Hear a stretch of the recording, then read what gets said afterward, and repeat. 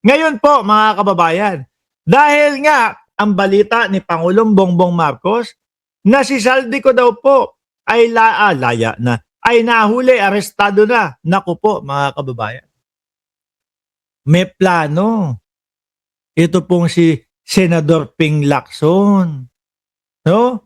Natingin ko, kinakabahan na yung 18 Marites at sila Orly Gotesa. Pakinggan ho natin, mga bossing. The day is yung pagkakadakip kay Zaldico sa Czech Republic. What does this mean po doon sa Blue Ribbon Committee hearings kung magpapatuloy ito? Well, first and foremost, welcome development. Kasi malaking bagay kung magko-cooperate ang may contribute ni Saldico. Ayan. Tsaka talagang diretso na ho sa bibig. Hindi na tayong mga Pilipino napapaisip, AI ba yan? Sino ba gumawa niyan? May binutos ba dyan? Ganyan. Rektahan na po. Di ba I am Batman? Oh. Yun ang kagandahan ho doon. Tsaka yung nagsasabi ngayon na weak president, masabi nyo pa kaya yan? Ito na oh. Si dating Pangulong Duterte nandoon na. Nang ibang bansa na. Si Bato de la Rosa nagtatago na. Na pinagyayabang pa ni Robin Padilla na pinagtatago niya daw si Bato de la Rosa. Tapos si Kibuloy ninyo, yung pastor ninyo, wala na din, nasa Oblo. O di ba? Tapos si Atong Ang, tingnan nyo, isa din na huyan na hindi magalaw-galaw dati. Pero ngayon, nagtatago din po.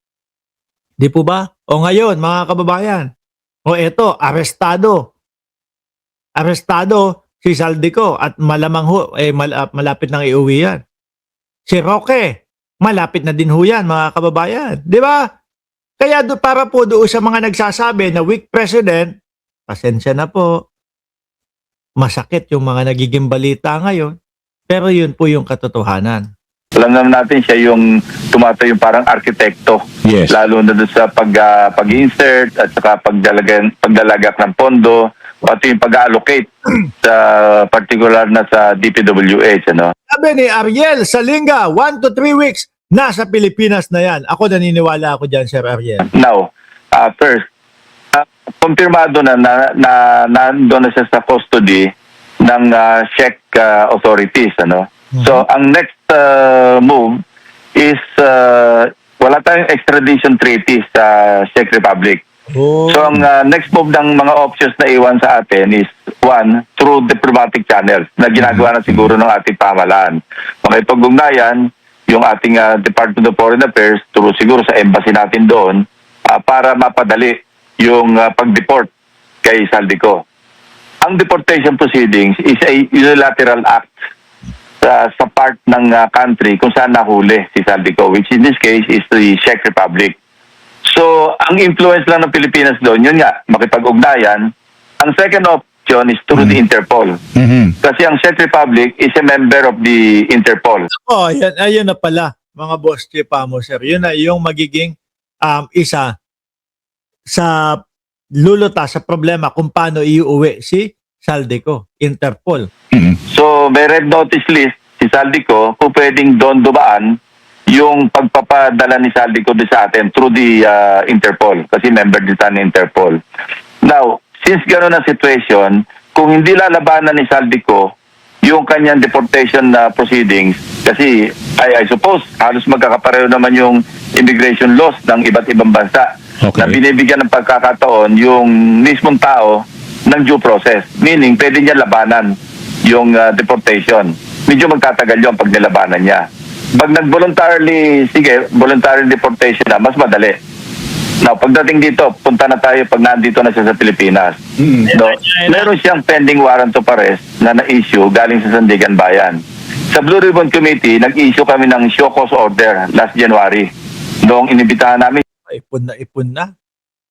Ano kaya ang itsura niya ni Saldico pag-uwi? I love you, Baby M45. Shoutout sa iyo, boss. Oh, at Ma'am Trexie Villa. Siya along with Orly Gutesa and several others at hindi sila sumagot doon sa show cause order. So nakapending yon. Hindi naman namin pwedeng agad-agad issue ng warrant of arrest kasi nga may Supreme Court ruling dyan na kung saan bibigyan ng due process, hindi pwedeng contempt agad, bibigyan mo ng pagkakataon na mag-explain kung bakit hindi nakadalo.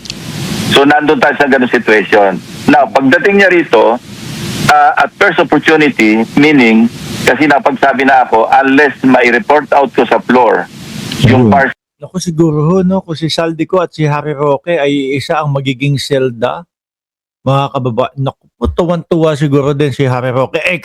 Maputi din ho itong si si dating Congressman Saldico, mga kababayan eh. Ano? Oh, committee report Yes, isa sa pa yun, isa pamamagitan pa yun. ng 9 signatures. Yes. I-resume ko yung mga hearings. Okay. Until that time, pinasuspend ko yung mga hearings. Okay. So, assuming na makakuha ko ng 5 signatures at ito'y na-file na sa Bills and Index at na-report out, i-sponsor ko, pwede ako mag-resume na ng hearing.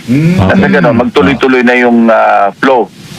tapos ipatawag yung 18 marites, no? Tapos hagilapin naman itong si Orly Gutesa. Pagsabay-sabay sila doon.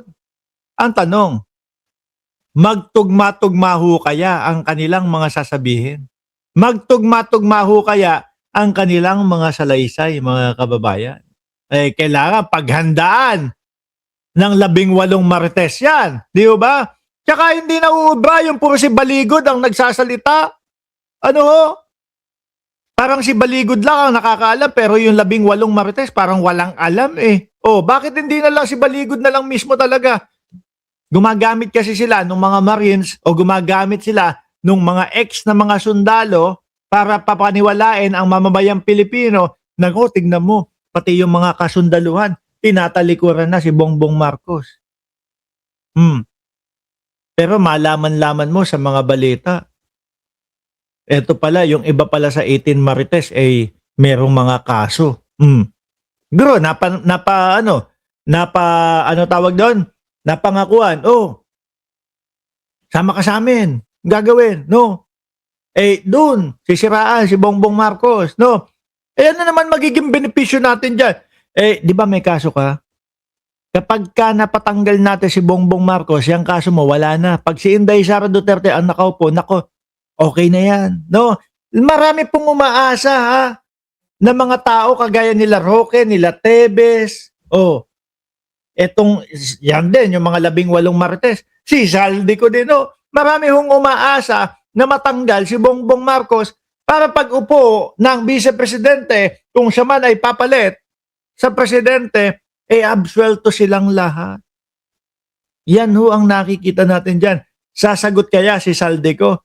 Ma'am Annalyn, ang nakikita ko po na gagawin ni Saldico dito, yung sasabihin niya na butik na English kasi. No? I have the rights to remain silent na lang, yun na lang. Mahirap po kasi yung isa, mga kababayan. Mahirap po yung isa eh. I have the right to remain silent. Okay na po yun, no?